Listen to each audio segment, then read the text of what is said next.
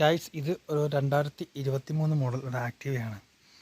ഈ വണ്ടി ആക്സിഡൻ്റ് ആയതാണ്. അപ്പോൾ ഇവർ ഷോറൂമിൽ സർവീസിന് ആക്സിഡൻറ്റിന് ക്ലെയിം ചെയ്യാൻ വേണ്ടിയിട്ടും തേർഡ് കവർ ഇൻഷുറൻസ്, അപ്പോൾ പിന്നെ ക്ലെയിം ഓൾറെഡി കിട്ടുമല്ലോ.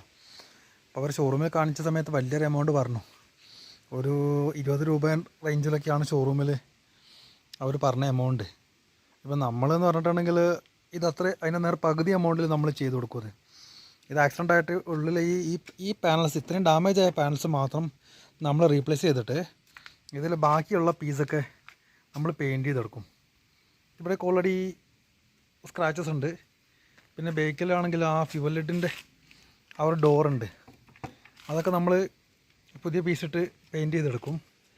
പിന്നെ അതുപോലെ തന്നെ മഡ് ഗാർഡൊക്കെ അത് ചെറിയൊരു ഡാമേജേ ഉള്ളൂ. ഇതൊക്കെ നമുക്കൊന്ന് ലെവൽ ചെയ്തിട്ട് എടുക്കാനുള്ള പ്രശ്നമേ ഉള്ളൂ. അപ്പുറത്തെ ഭാഗത്തൊരു ചളുക്കുണ്ട്, അപ്പോൾ അതൊന്നും റീപ്ലേസ് ചെയ്യേണ്ട ആവശ്യമില്ല. അത് നമുക്ക് ഡെൻ്റ് എടുത്തിട്ട് ലെവൽ ചെയ്തിട്ട് ചെയ്താൽ മതി.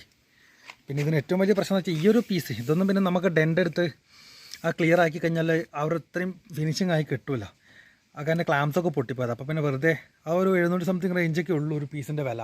ആ പെയിൻ്റ് ഉണ്ടാവില്ല, നോൺ പെയിൻറ്റഡ് ആണ്, വെറും പ്രൈമറിലേ വരുള്ളൂ. അപ്പോൾ അതൊക്കെ മാത്രം ഒന്ന് ചേഞ്ച് ആക്കി എടുക്കണം. പിന്നെ ഹാൻഡിൽ ഓൾറെഡി നല്ല ബെൻഡാണ്. ഇതുണ്ടോ, ഹാൻഡിൽ ഒരു സൈഡിലേക്ക് ചെരിഞ്ഞ് പോയിട്ടുണ്ട്. അപ്പോൾ ഇതിൻ്റെ അടുത്ത വർക്ക് നമ്മുടെ അപ്ഡേഷനിൽ തരുന്നതാണ്.